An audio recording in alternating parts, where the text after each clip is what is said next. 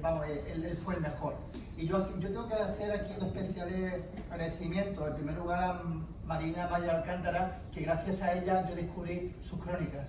Fue una tarde de primavera del 2007, jamás lo olvidaré, fue un amor a primera vista, cuando gracias a ella y a su abuela, a Pablo Sacristán, que cuidadosamente recortaron cada crónica y encuadernada, vi esas crónicas en marca y desde luego dije, aquí hay un material para investigar, aquí hay un material para enamorarse del periodismo narrativo, del mejor reporterismo, porque él hacía crónica literaria, pero al mismo tiempo, pero él lo hacía muy bien y encima muy rápido y con la presión del cierre. Y luego quiero agradecer también a mi abuelo Agustín, que él organizaba combates de boxeo en la Plaza de la Merced a finales del año 20 y primeros 30, y que yo tengo el sueño apócrifo que quizá cuando el niño Manolo estaba ahí, cuando se bajaba y veía cómo boxeaban esos boxeadores en Calle Agua, bueno, en la zona de Lagunillas, pues yo tengo el sueño que quizá ese niño avanzaba unos metros más allá y llegaba a la Plaza de la Merced y quizá veía a alguien un poco mayor, y ese era Agustín Rivera, que era mi abuelo.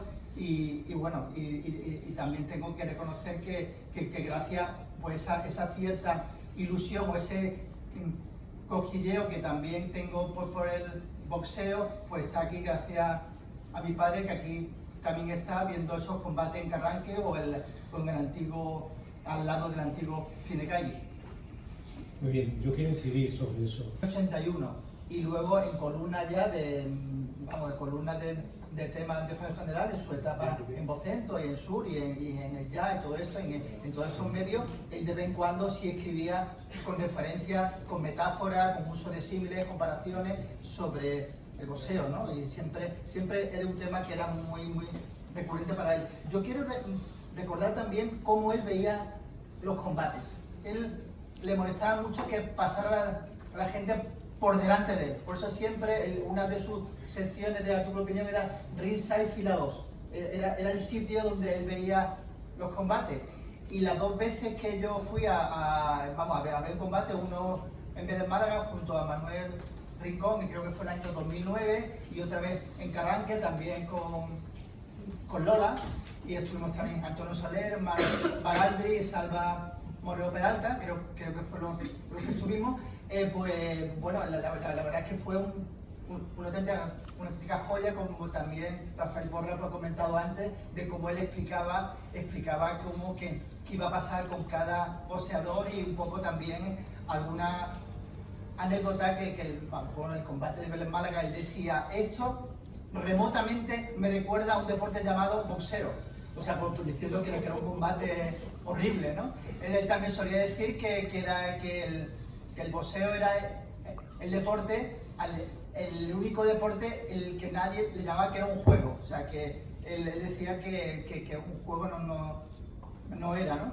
Y bueno, de todas maneras era una persona como cronista de boxeo que ojo, él no solamente cubría boxeos en Madrid, en los templos del Gas, del Príncipe, y del Palacio de los Deportes, sino que él cubría con combates en todo el mundo. O sea, él cubría combates en campeonatos de Europa, campeonatos del mundo, en Roma, en Irlanda, en Los Ángeles, en Tokio, un famoso combate en Tokio con Guayima, con el León de Guayima, que de repente llega Guayima y de repente abraza a Alcántara y como si fuesen amigos, ¿no? Eso es una anécdota maravillosa. El león, el kamikaze, ¿no? El león de Manchuria está batido y hay un silencio casi táctil, un silencio absorto, como el que se produciría si cesara de repente una catarata. Han enmudecido los niños disfrazados de kamikaze, que chillaban desaforadamente. Tenemos todos en sus manos una banderita de Japón, Nippon, y también las banderitas se han abatido. La naranja del sol naciente se exprime sobre la tela, que tiene un blancor de salina. También es acallado el mitológico campeón Fighting Harada, tronista en el ringside, y un luchador de sumo, que dicen que el primo de Wajima convierte en la estatua de la disolución sus 170 kilos. El Nihon University Auditorium, que se alzó para la Olimpiada, es como un inmenso sarcófago.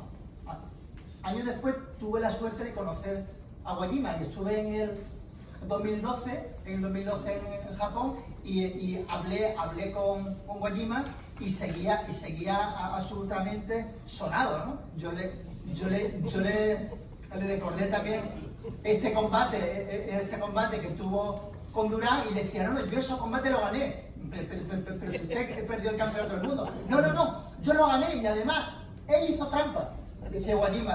Además tenía un lenguaje bastante curioso, mientras su gimnasio, bueno, ahí estaban entrenando. Bueno, la verdad es que hay miles de anécdotas sobre él y sobre curiosidad de cómo veía el boxeo, y bueno, podemos seguir un poco adelante. Magnífica la anécdota. ¿Estaba sonado de verdad o tu nivel de japonés? Subo el Suné, de la muerte, y tiene muy claro el fin de la asistencia. Pero luego él tiene muy claro en sus crónicas que a pesar de que estaba escribiendo y estaba viviendo en la edad de oro del boxeo, tiene muy claro que en ese momento habla de decadencia del boxeo, e incluso tiene una cierta melancolía al boxeo de los años 50 y de los primeros 60, y recuerda a Polino Escudo, recuerda a Folledo. Eso también me parece bastante interesante. Pero en la entrevista que le hicimos Teodoro León Gross y yo para el libro, que por cierto, un inciso, yo hice la tesis doctoral de las crónicas de Manuel Alcántara, gracias a Teodoro León Gross, que fue el director de mi tesis doctoral y fue el que me dio la idea para hacer la tesis doctoral, porque yo en principio iba a hacer la tesis doctoral sobre la sección testigo directo del diario El Mundo. Bueno, y cierro el paréntesis. En esa entrevista, Alcántara habla de Javier Castillejo y Javier Castillejo dice que ha sido el mayor boxeador que ha tenido España. Y Javier Castillejo ganó sus combates desde finales de los 90 y sobre todo de la década del 2000. O sea, que él estaba actualizado, y él reconocía que no había otro boxeador con ese palmarés como Javier Castillejo. O sea, que era alguien que estaba pendiente de la actualidad, y en esa entrevista, pues bueno, comenta el combate de Pacayo, o sea, que está con Mayweather, o sea, que él estaba al día, y él llamaba en los descansos o le llamaba Garci, ¿no? Para cuando veían el fútbol, sobre todo al Real Madrid, pero también durante los combates de boxeo, comentaban durante el descanso vía telefónica cómo había ido ese combate. Yo quiero resaltar que por eso, que era una persona que estaba muy atento a lo que ocurría,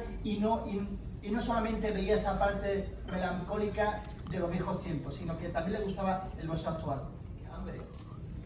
Entonces, claro, que también estamos teniendo en cuenta también que es un contexto de una España franquista, con que ya estaba, bueno, que ya no quedaba mucho para empezar en democracia. Entonces, pero claro, es que en esos momentos todavía había esa secuela de la posguerra. Esos boxeadores pues lo habían sufrido más, y Legrand, pues bueno, el Puma de Baracoa, pues claro, había sufrido en Cuba lo indecible, ¿no? Él siempre le tenía muchísimo cariño a Legrand. Y luego yo creo que ¿por qué no explicamos un poco cómo él hacía la crónica? Yo si os parece, os leo un pequeño extracto de la entrevista que figura aquí en el libro. Dice: yo no soy un escritor excesivamente lento. Mi columna diaria ahora, con la decadencia, él habla de la decadencia cuando tenía aquí 86 años, ¿vale? Pero él habla de decadencia también cuando tenía 40 y cuando tenía 30, ¿no? ¿Vale? No sé si la puedo escribir de un tirón en 3/4 de hora, a condición de haber pensado antes lo que voy a decir. Pero claro, las crónicas de boxeo estaban hechas muchas veces tomando notas en el taxi, volviendo al periódico, y apenas entraba Pedro Sardina, me quitaba el folio. Ya, eso lo que elegimos nosotros. Y yo le decía: pero coño, déjame leerlo. Y él contestaba: no, que no da tiempo. Bueno, a veces están hechas en 10 o 12 minutos y sin apunte previo. A mí me gustaba en una crónica relatar realmente el combate. Silvia antes lo ha dicho, o sea, él explicaba las cosas técnicas del puro combate, y lo bueno que tenía esas crónicas es que tenía diferentes niveles de lectura. Había lectores que se podían fijar en ese giro poético, en ese hallazgo verbal, en esa metáfora. Había lectores que eran muy aficionados al boxeo y que solamente gustaban a ver qué pasaba en ese combate, y había otros que simplemente eran apasionados de esa época de Alcántara y querían saber qué escribía Alcántara, y les daba igual si era una crónica, un poema o una columna.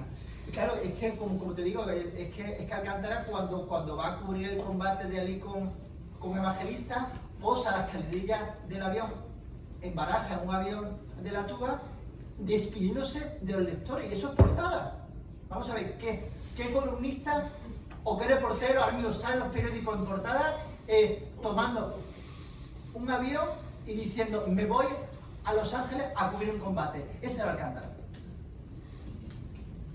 Muchísimo ensayo, ojo, que de verdad que no lo digan, pero el ensayo era un devorador de ensayo.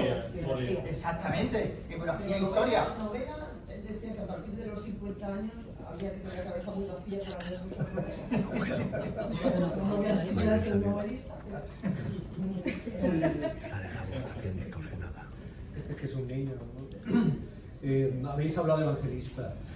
Que fue en el libro. Porque perdona, era uruguayo, era uruguayo, Sí, yo creo que nacionalizado. Sí, lo he dicho, que era latinoamericano, era de Uruguay, sí, pero bueno.